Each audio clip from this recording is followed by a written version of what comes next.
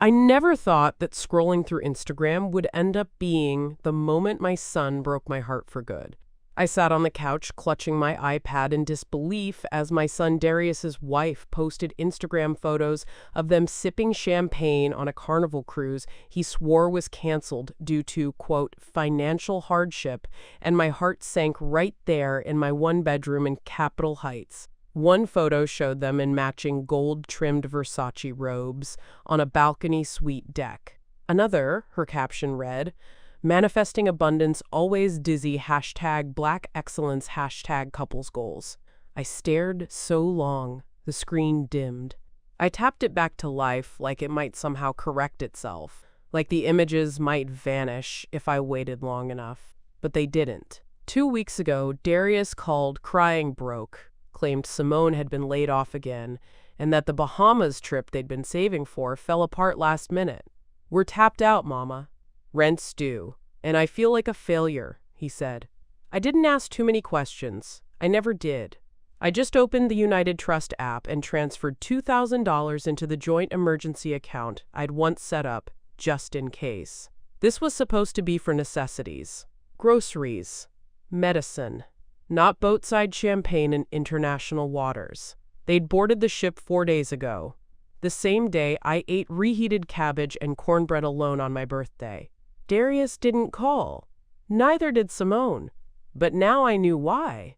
The Wi-Fi must have been spotty between spa treatments and excursions. The internet might have failed them, but they didn't fail to post the photos the minute they docked. First thing they did off that ship was show the world what a great time they'd had, with my money.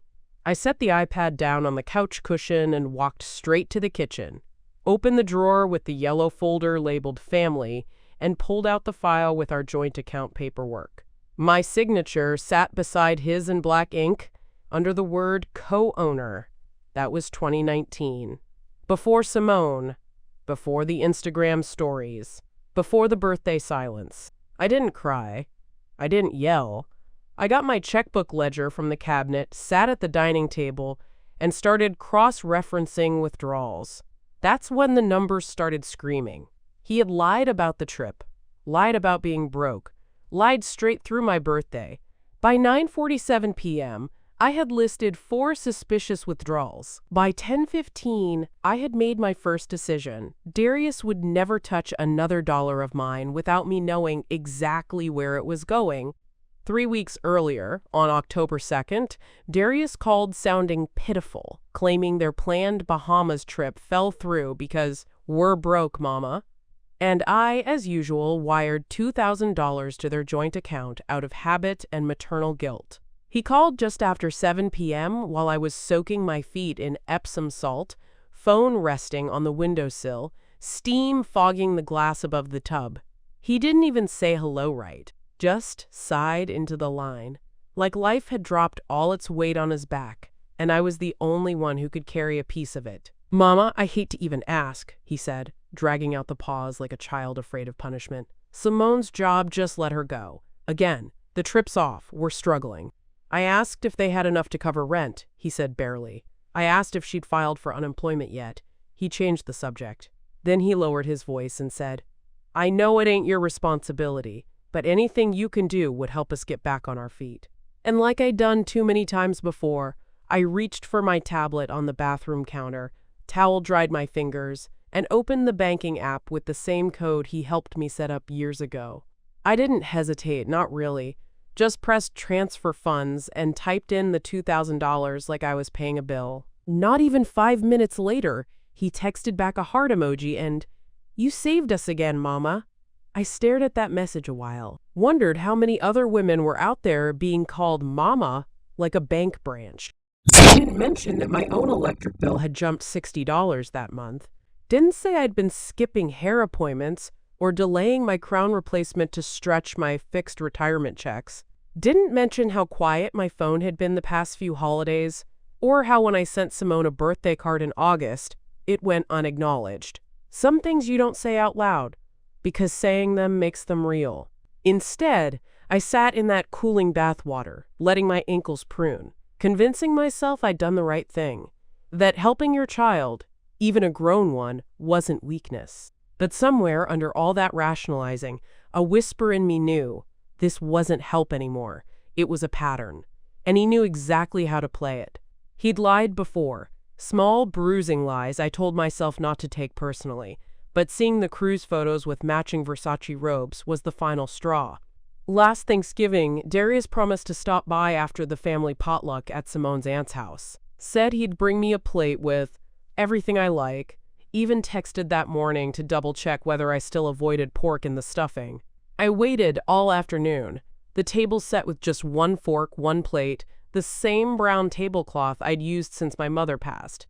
At 6:17 p.m., I texted, "Still coming?" No reply. At 9:42, I gave up, packed the sweet potatoes into containers, and tried not to wonder what I'd done wrong. Christmas was worse. They left town without telling me. I found out through Simone's Facebook post, her and Darius and Aspen, wrapped in matching North Face jackets, holding hot cocoa in front of a luxury lodge. The caption read, "We made it to the top. No better way to start our new tradition. Snowflake Christmas tree." I stared at it on my phone in silence, the artificial tree still lit behind me, untouched gifts under its base. One had his name on it.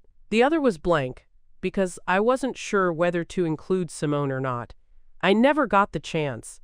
I let those things go, or pretended to, told myself they were busy, that they were building a life, and I didn't want to be the kind of mother who clings or complains.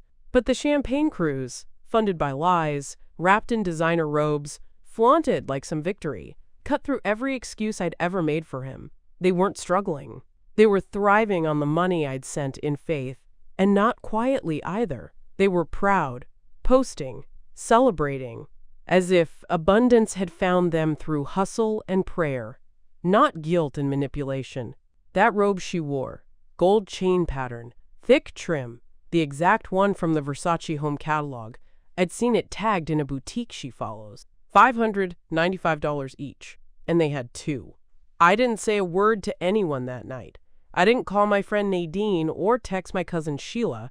I didn't post anything passive-aggressive or cryptic. What I did was walk to my bedroom closet, pull down the lockbox with the investment account folder, and sit down at the dining table again. This time, not to justify, not to forgive, but to prepare. On October 25th, Darius called again, asking to borrow $70,000 for a business emergency, and instead of arguing, I stalled him and called my banker, Mr. Kenneth Lowe, at United Trust, to flag and freeze the co-linked investment account I had foolishly opened with him in 2019. He didn't bother easing into it this time, just launched straight in. "Mama, I need your help. This is serious." He sounded breathless, agitated, like someone running late to his own lie. "A deal I've been working on for months is about to close, but the wire transfer window ends Friday, and I'm short." I asked how short. He said 70. Not 7, 70. "It's a bridge loan, basically. I just need it for a few days," he claimed, like I was some casual lender he'd charmed on LinkedIn. I didn't react. Just said I'd need to check a few things, that I'd call him back. He started to press, mentioned how time-sensitive it was, how this could change everything for us. That word again, us, used like a blanket to cover his own tracks. I told him I'd look into it and hung up without committing. The second I set my phone down, I opened the file cabinet and pulled out the gray binder labeled Accounts Joint. That co-investment account had started as a legacy idea. He'd said he wanted to learn about stocks, maybe build something alongside me. Back then, he'd convinced me it would be a good way to teach him financial discipline. But it had turned into something else entirely. His private faucet. My endless well. I hadn't looked at the balance in months. United Trust made it easy to ignore. With their complicated portal and quarterly statements, I rarely read past the first page. But now I logged in, reset the password, and stared at the remaining balance. $112,308 less than it should have been. Far less. By 11:52 a.m., I was on the line with Kenneth Lowe, who'd handled my finances since 2005. I explained everything. My son's request, the unusual activity, my concern about unauthorized withdrawals. Kenneth didn't sound surprised. "Ms. Wallace, would you like to place a precautionary freeze on that account today?" I said yes. He took my ID confirmation over the phone, typed something in, and said the account was now flagged for manual review and blocked from outgoing transfers until further notice. That freeze was the first real step back toward myself. The next morning, I walked into United Trust's Upper Marlboro branch with my deed folder, identity documents, and every account statement I could dig up, and Mr. Lowe didn't waste a minute. He printed a hold authorization and told me, gently but firmly, that I needed to file a formal beneficiary removal request before the day was out. The bank was quiet, that familiar kind of sterile hush where even footsteps seem muffled by glass. I didn't dress to impress, but I came correct. Pressed slacks, blazer, my county retiree ID pinned to my purse strap. I wanted to look like what I was, a woman who still knew how to sit across from a desk and make things official. Kenneth rose when he saw me. We'd shaken hands many times over the years, but that day, he just nodded and motioned me in with the kind of look that tells you he's already braced for what you're about to confirm.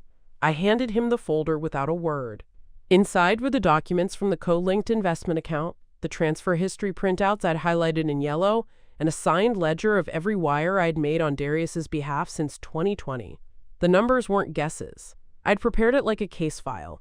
He scanned them silently, his lips tightening only once, at the $18,000 withdrawal marked as equipment lease, which neither of us believed for a second. When he finished, he slid a form across the table. Hold authorization. Client initiated. I signed, dated, and returned it. He clicked through several screens, verifying my identity again, then paused and looked up. "Ms. Wallace, if you want to secure this account long-term, I recommend removing him as beneficiary. That means filing a request for full control, not just a freeze." I asked what that required. He said, 2 forms of ID, updated account access verification, and proof of sole ownership intent. I had all 3 in my purse. Within the hour, I'd completed the removal request paperwork, initialed every section, and signed under the notary window. He stamped a receipt and wrote, "In-person submission, client requested," in the margin with today's date. Before I left, I asked for 3 certified copies. 1 for me, 1 for my lawyer, and 1 for whatever else came next. I walked out of that branch at 11:43 a.m., papers in hand, knowing for the first time in a long while that I hadn't just given, I'd taken something back. Back home that night, I dug through old emails and found a 2023 vacation itinerary from Expedia in my inbox, accidentally CC'd to me, listing Darius and Simone's full cruise booking with a total of $8,442. I hadn't planned to go looking for proof that night. I was tired, mentally wrung out from the bank visit, and emotionally scraped raw from having to explain, out loud, how my only child had siphoned my money like it was his right. But after reheating a small plate of leftover rice and cabbage, I sat down at the dining table, opened my laptop, and typed his name into the Gmail search bar. Not out of suspicion, more out of habit. Sometimes I'd find old birthday messages or photos he'd forwarded back when things felt simpler. What came up instead stopped me cold. Subject line: your upcoming trip to the Bahamas, final itinerary. Sender, Expedia. Date, March 6, 2023. 2. Darius.wallace@gmail.com, CC. GloriaWallace57@gmail.com, my address. Added either by accident or from some autofill glitch he never corrected. Maybe he didn't even notice. Or maybe he just assumed I never checked. I clicked. The PDF loaded slowly. Blue Expedia header, confirmation code, passenger names, Mr. Darius M. Wallace and Mrs. Simone L. Wallace. 5-night Eastern Caribbean cruise, suite upgrade included, departing June 10th from Port Canaveral. The itemized breakdown read like a slap. $1,200 for spa package, $620 for private balcony dining, and a bold subtotal of $8,442. Paid in full with a card ending in 7,731. I knew that number. That card was linked to the joint account he used when he forgot to send me my birthday card. I downloaded the itinerary, saved it in a folder labeled Proof, and took a screenshot for backup. Then I emailed it to myself again, just in case anything mysteriously disappeared later. I even printed a hard copy and slipped it into the manila folder I'd started building. That email wasn't just a receipt, it was a map of every lie he'd told since March. While I'd been counting dollars to avoid dipping into my savings, he'd been scheduling balcony massages and champagne brunches under my name. I didn't delete the email. I marked it important. I opened my Excel budget log, where I'd quietly tracked every withdrawal from our joint account, including a suspicious $11,000 furniture purchase on May 14th that matched the invoice I later found in Simone's Instagram stories. That spreadsheet had been my quiet discipline for years. Old habits from my time at the county office never left me. Every transaction, cross-referenced, every auto draft, reconciled against receipts. Darius never asked how closely I watched the numbers. He assumed, I think, that I just helped out and moved on. But I kept it all, even entries that made me ashamed. Especially those. May 14th caught my eye immediately. An $11,000 debit labeled Fern URBN Design/DC. That charge had nagged at me then too, but he'd texted something vague about needing to furnish a home office to support Simone's business. I hadn't pressed, but now, sitting with my laptop open and the cruise itinerary saved just inches away, I searched Simone's Instagram highlights.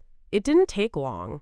A video panned across a glossy dining table with brass legs and velvet chairs, captioned, "Manifest your lifestyle before you live it sparkles, #custom made." In the background, a man's voice, his voice, talked about ordering everything from a boutique studio in Georgetown. I went back to my spreadsheet and matched the transaction date to the Instagram post date, 4 days apart. The numbers told a different story than the one I'd been fed. This wasn't a business emergency. This was lifestyle inflation, dressed up as ambition and served with a guilt trip. My son wasn't in crisis. He was in character. Page after page, the evidence stacked itself into a case I hadn't wanted to admit I was building. Repeated miscellaneous expenses, round numbers always just under the Daily Wire limit, sudden ATM withdrawals that coincided with Simone's spa photos, or Franklin's birthday dinner tagged at a steakhouse I'd never been invited to. They didn't hide it well. They never had to. I was the only one who'd never asked for accountability. I printed a fresh copy of the ledger, this time with annotations in red ink. I circled the $11,000, stapled a screenshot of the Instagram reel beside it, and slid both pages into the folder marked Proof. One transaction at a time, the version of motherhood I'd accepted was being dismantled. And I wasn't fighting that anymore. When I confronted Darius gently on the phone, asking if he'd used my funds for the trip, he went quiet, then snapped, "It's not your business how I support my wife," and hung up on me like I was a creditor. I chose my words carefully, called him early in the evening, before dinner, when he usually sounded less scattered. I didn't come in hot, I didn't accuse, I asked. That was all. "Darius, I came across an itinerary in my email," I said, steady as I could manage. "It showed your names, the cruise details. I just need to know, did you use the joint funds to cover it?" The silence stretched, first like hesitation, then like retreat. No apology, no clarification, just breath through the receiver. Then his tone changed, defensive, sharp around the edges. "Why are you checking up on me? I told you we were tight on money." I reminded him, again, gently, that the account was meant for emergencies, not for luxury vacations. His laugh came fast and bitter. "So what? Now I'm not allowed to take care of my wife? Is that what you're saying?" He'd twisted it quick, turned my concern into an attack. That was his habit. Reframe, deflect, then lash out. I held firm, told him this wasn't about Simone. It was about the pattern, the withdrawals, the cruise, the $11,000 charge for custom furniture. when they'd said they couldn't afford groceries. He went quiet again, and then the snap. "It's not your business how I support my wife," he said, like I was an outsider, like I hadn't been the only one keeping their lights on half the time. The line cut before I could respond. No click, no warning, just dead air. I stared at the phone like it might apologize for him. It didn't. I sat there in my kitchen chair, phone still in hand, and let the silence speak the truth I'd been dodging for years. Darius didn't just take from me, he believed he was entitled to it. Worse, he believed I had no right to ask where it went. I didn't call back.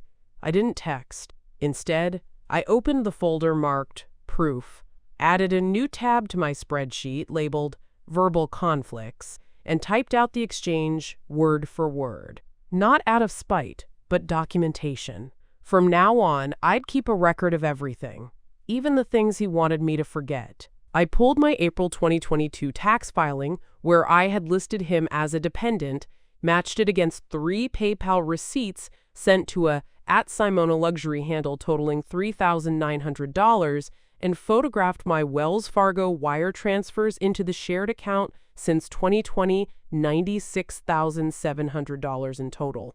The tax return was in the plastic tub under my bed, sandwiched between old bank envelopes and a water-stained manila folder full of Social Security statements. I pulled it out, sat on the floor with my knees creaking beneath me, and scanned line 5C where his name sat neatly under Qualifying Relative. I'd claimed him that year because he said he'd lost too many contract jobs and couldn't file on his own. Just for now, he'd told me, till I bounce back. He'd bounced all right, into jacuzzis and Versace robes. Back at the table, I reopened the PayPal account I barely used, typed SIM1 into the search bar, and 3 payments surfaced like bruises. February 18th, $1,200 labeled Consultation Fee. March 2nd, $1,500 tagged Brand Strategy. April 10th, $1,200 with no note at all. All 3 routed to @Simone Luxury. The handle even had a photo. Simone in a white suit against a cream backdrop, arms crossed like she was posing for a billboard. Not a single dollar of that had been disclosed. Not once did either of them mention consulting work or personal branding as the reason they were coming up short on rent.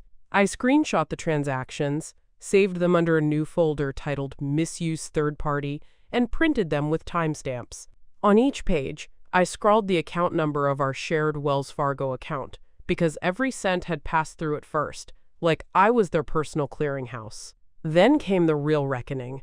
I exported my transfer history from Wells Fargo, filtered by date from January 2020 to present. I counted every send to Darius Wallace joint line, column by column, until my eyes blurred. The total, $96,700. Almost $100,000 over 3 years. No contracts, no repayment terms, no safeguards, just wires and trust. I took photos of the screen, printed the spreadsheet, and wrote the number in ink across the top of the page. $96,700. That wasn't just a figure. It was a summary of everything I had swallowed, excused, and enabled. And now it was going in the folder, right behind the PayPal receipts. The real blow landed when I found a Zillow listing. Darius and Simone were quietly flipping my late sister's rental home in Anacostia, which I had gifted Darius rights to manage, and had already accepted a $412,000 pending offer without my consent. It started with a stray conversation on the community Facebook group. A woman I'd met at a voter registration event posted about a stunningly renovated colonial for sale on 18th Street, and curiosity pulled me in. I clicked the link expecting a flipped investor property, maybe a new build. What opened instead was the brick front row house my sister Lenora left me in her will, a home that had stayed in our family since 1963. The floors looked different now. Walls painted stark white, kitchen gutted and replaced with granite and steel. My sister's worn recliner, the one she insisted on dying in, gone without a trace. At first I assumed it was a mistake, maybe a neighboring unit, a similar address.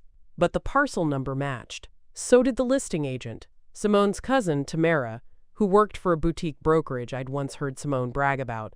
And at the bottom, in pale gray font, pending offer minus $412,000. My stomach clenched like I'd been winded. I hadn't signed anything. Hadn't seen a sale agreement. No discussions. No heads up. Just vanished. Turned into inventory. I pulled out the original management agreement I'd typed myself back in 2021. It was simple. Darius could collect rent, handle repairs, pay the taxes from the joint account, and keep the tenants stable. But nothing in that document gave him the right to list, show, or sell. I'd kept title in my name. I never even recorded a transfer. It was meant to give him experience, not ownership. I printed the Zillow page, circled the pending offer line, and taped it next to the original lease termination form I found buried in his emails. He hadn't just listed it. He'd emptied it, prepped it, and staged it like it had nothing to do with me. Like the deed didn't still bear my name. There was no room left for doubt. This wasn't neglect. This wasn't immaturity. This was theft dressed as initiative. I added a new tab to my spreadsheet titled Anacostia Property, Unauthorized Activity, and typed every date, address, and $sign in bold. On November 1st, I received a certified letter from a real estate lawyer requesting my notarized approval for a quitclaim deed transfer, something Darius had tried to push through by forging my initials. The envelope was stiff and too clean, the kind that carries either final notices or legal mistakes someone's hoping you won't catch. I signed for it with my jacket still on, mail key in one hand, purse in the other. The law firm logo was embossed in silver on the top left. Inside, a cover letter, a draft quitclaim deed, and a notary checklist. The language was slippery, formalizing previously agreed property transfer for administrative streamlining, consistent with the family's shared intent. I read it twice before the nausea set in. They wanted me to sign over full ownership of Lenora's house to Darius for the purposes of finalizing closing procedures. A closer look at the signature line made my breath catch. It had my name.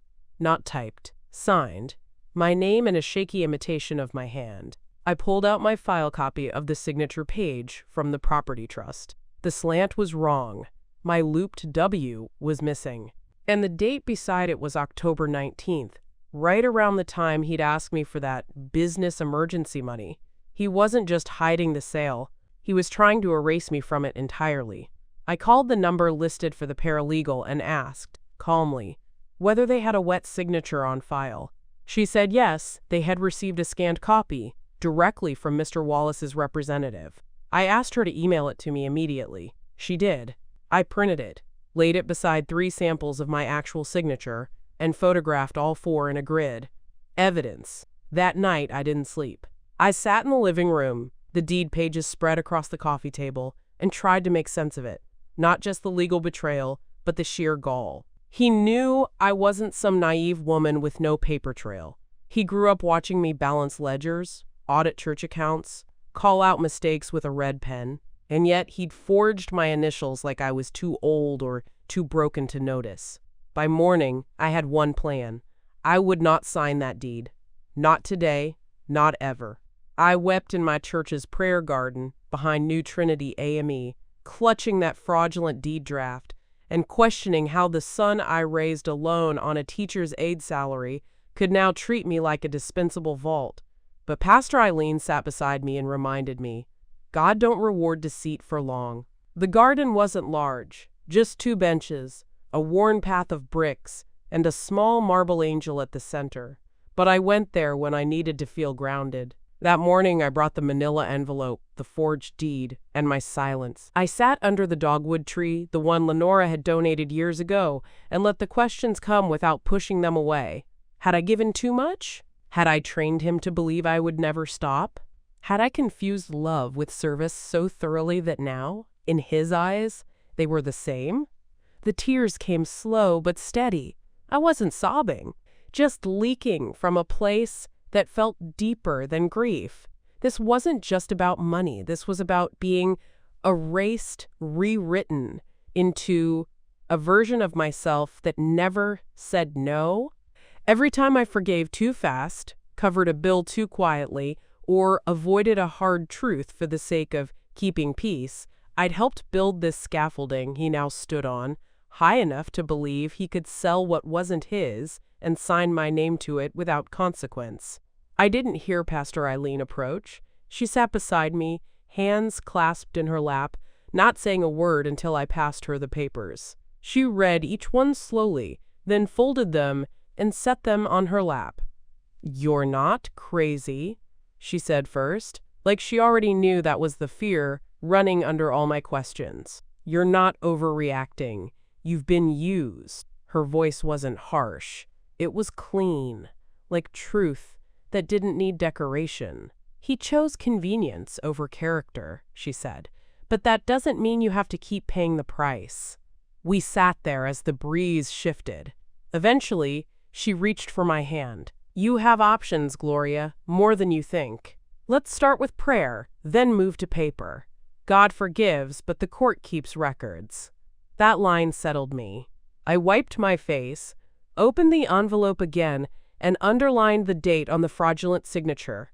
It was time to get a lawyer. With Pastor Eileen's help, I requested an emergency mediation meeting through the church's Community Family Council, inviting Darius, Simone, their in-laws Franklin and Denise, plus my attorney, Ms. Carla Beasley, from Prince George's Legal Aid. We didn't rush the process. Pastor Eileen made sure every step was deliberate, intentional, as she called it. "We don't do ambushes here, Gloria. We do accountability."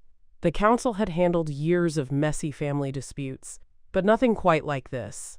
Financial betrayal, forged documents, generational property on the line. Still, once I showed them the folder, full of statements, screenshots, and the forged deed, they agreed to convene the full circle. I sat with Ms. Beasley 2 days before the meeting. She was younger than I expected, maybe early 40s, hair in neat locks pulled into a bun, eyes sharp but not unkind. She didn't sugarcoat. "We'll come in calm," she told me, tapping her pen on the folder. "But if they push, I will escalate." She'd already filed a preliminary claim to flag the deed with the county recorder's office. "It won't transfer without review now," she said. That sentence lifted a weight I hadn't realized I was still carrying. I hadn't lost the house. Not yet. We drafted the invitation letters together. Each was clear. The meeting was to address misuse of shared financial resources and attempted fraudulent transfer of property. Not a reunion, not a reconciliation. Facts would be presented, responses documented, outcomes followed up with formal action. Pastor Eileen delivered the letters herself, said it mattered that they came from someone neutral. Darius didn't respond right away. Simone sent back a short reply. "Will attend." Franklin and Denise were silent, but the council confirmed they'd been reached. Ms. Beasley told me not to let the silence rattle me. People go quiet when they realize they're being seen. Let them squirm. In the days leading up to the meeting, I didn't sleep much, but I felt sharper than I had in months. My folder had grown heavier, more annotated, more deliberate. I'd labeled every tab, highlighted every withdrawal, clipped every relevant page to its supporting evidence. This wouldn't be a confrontation. It would be a presentation, and I would be the one holding the records. At precisely 6:03 p.m. on November 4th, we gathered in the downstairs fellowship hall beneath stained glass windows, where folding chairs formed a rough circle, and I placed a manila envelope marked accountability in my lap. The room smelled faintly of lemon oil and old hymnals, that church basement scent I'd known for decades.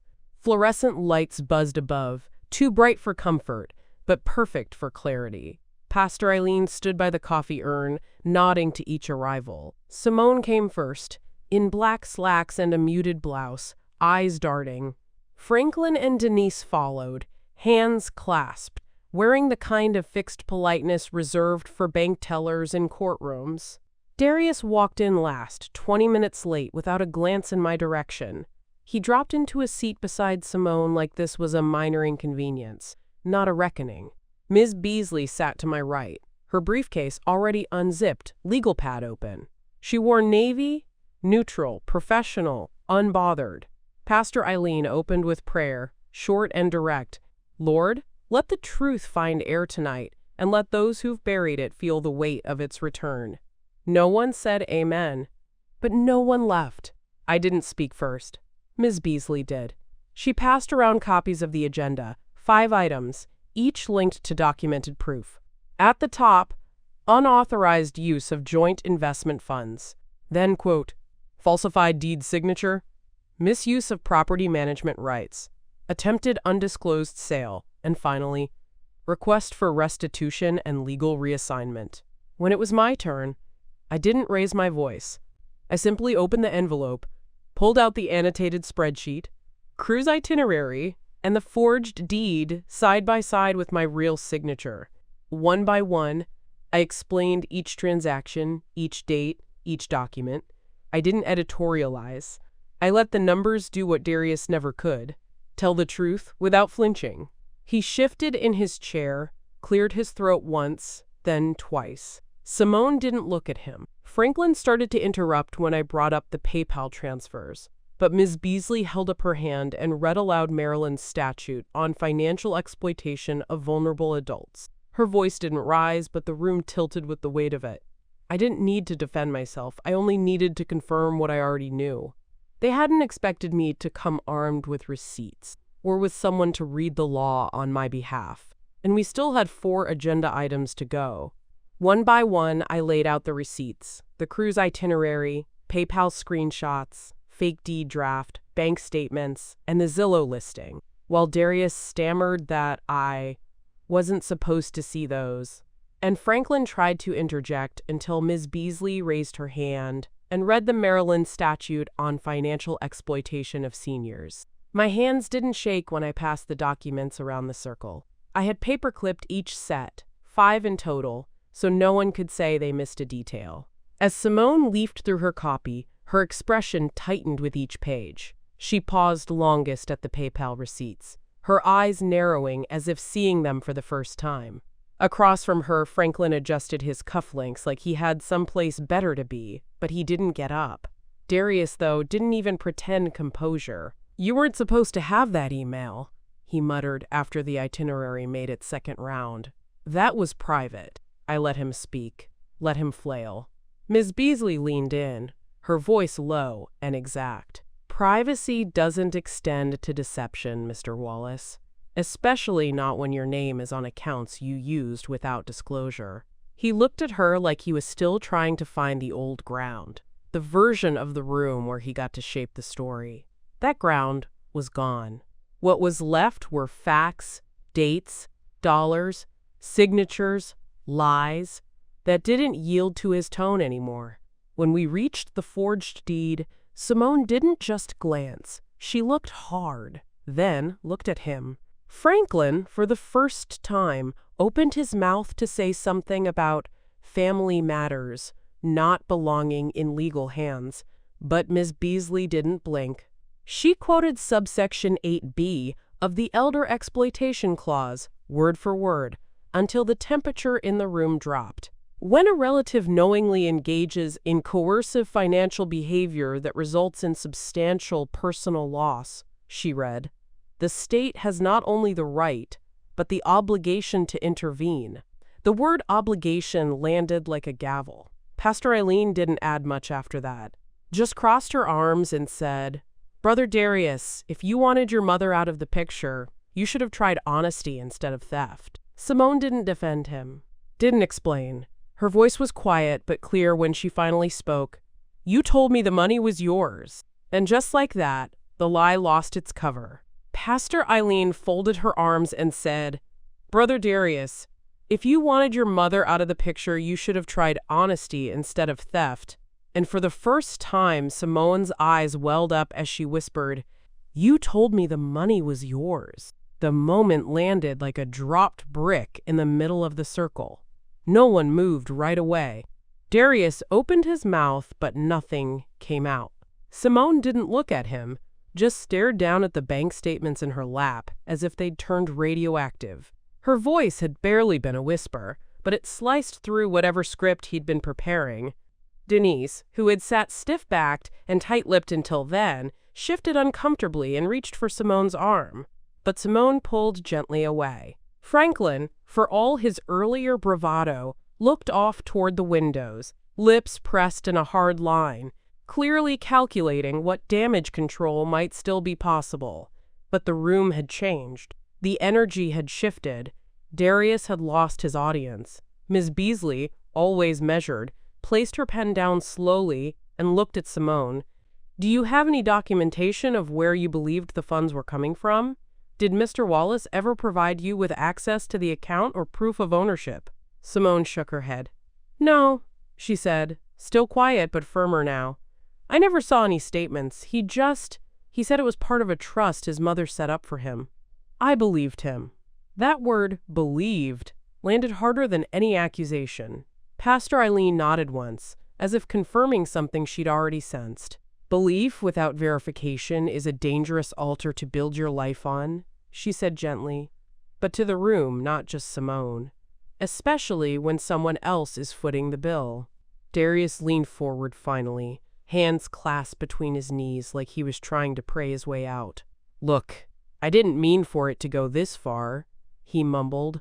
"I was going to pay her back. I had plans, real ones." Miss Beasley didn't blink.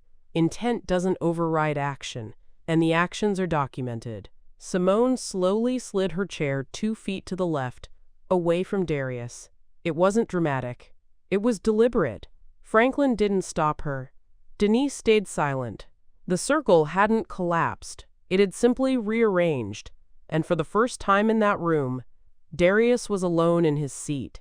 Franklin and Denise left in silence. Simone moved to sit beside me, not him, and Ms. Beasley filed a breach of fiduciary duty complaint that led United Trust to revoke Darius's co-access and flagged the forged deed for criminal review.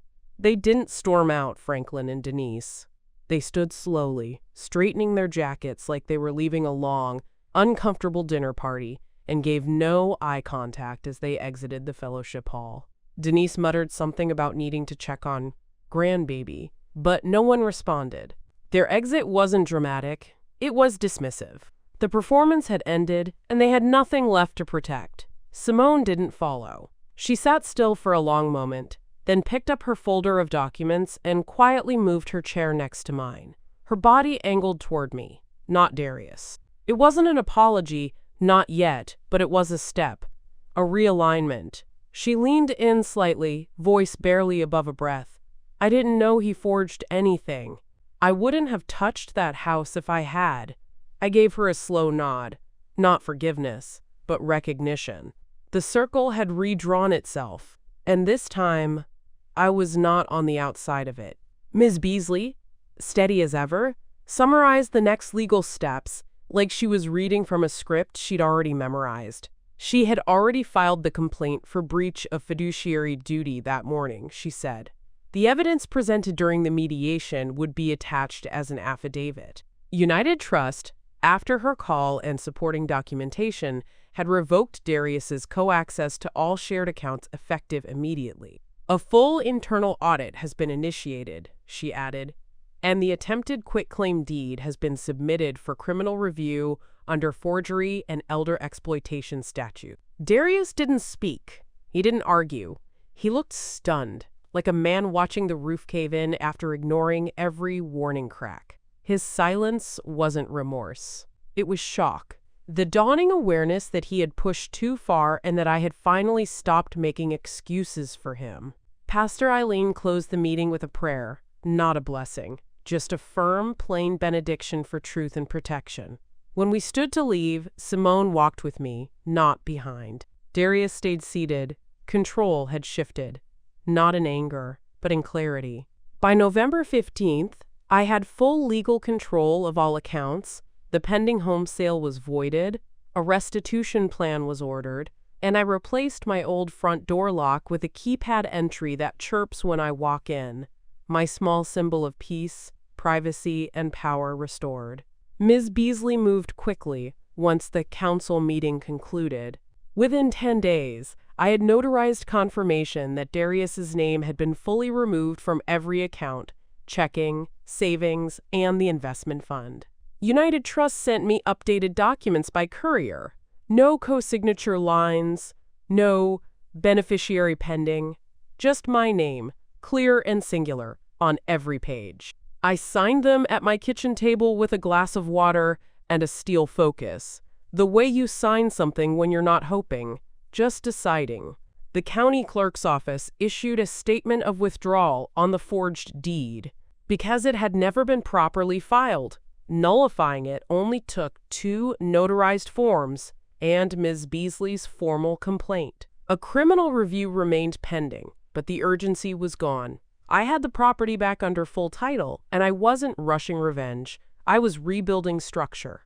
The restitution plan was modest. Darius couldn't pay back what he owed. Not all at once, maybe not ever.